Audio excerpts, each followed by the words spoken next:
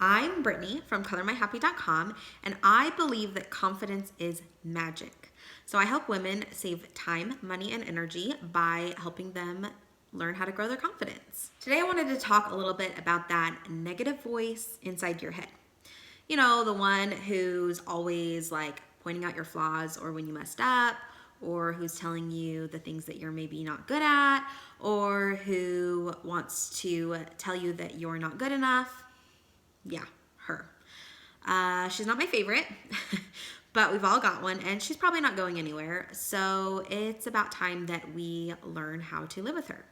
So today I wanted to share a few tips of things you can do when that voice starts to get a little bit louder and you want to kick her out of her happy place so you can get back to yours. So tip number one is to define.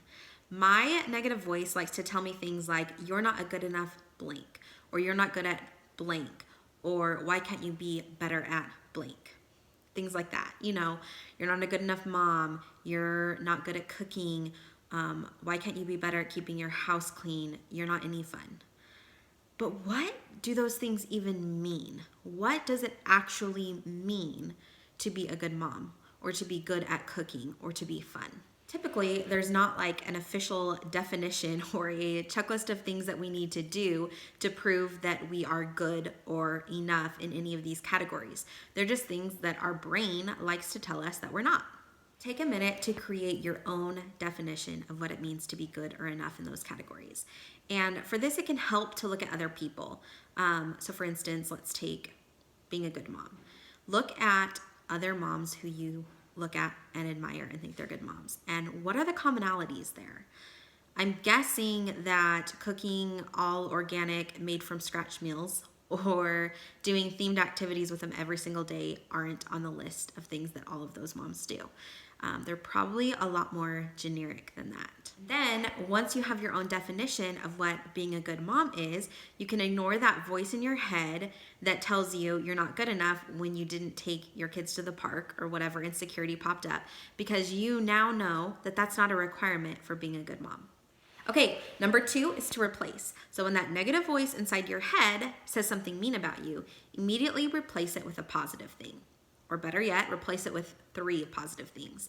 So for instance, if your brain says something like, you're not as organized as her, fire back with, yeah, okay, but I'm really good at cooking, going to bed on time, and listening. Honestly, this one can be really hard and it can take a lot of practice, but it does help keep our mind on the positive. None of us are perfect, but we all have something special to give to the world. If you need to, come up with a list of 3 things you like about yourself right now and type them up into the notes section of your phone. And then when that negative voice starts to get loud, you can pull it out and remind yourself of the good that's within you. And finally, number 3 is to distract. Sometimes my voice is just, that negative voice is just too loud, or frankly, I'm just too tired to fight back.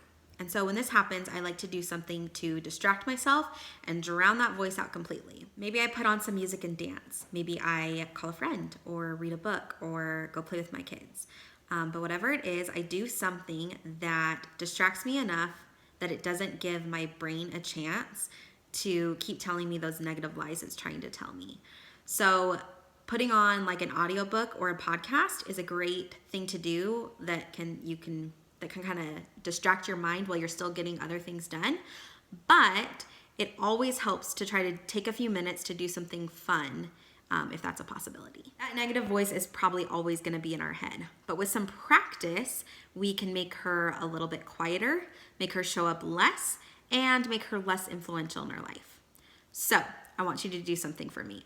I want you to tag a friend in this video and give her a compliment that she can take and use to replace a negative thought that her mind tries to tell her and remind herself that she's awesome. If you want more tips about confidence or self-love, go ahead and hit the subscribe button below.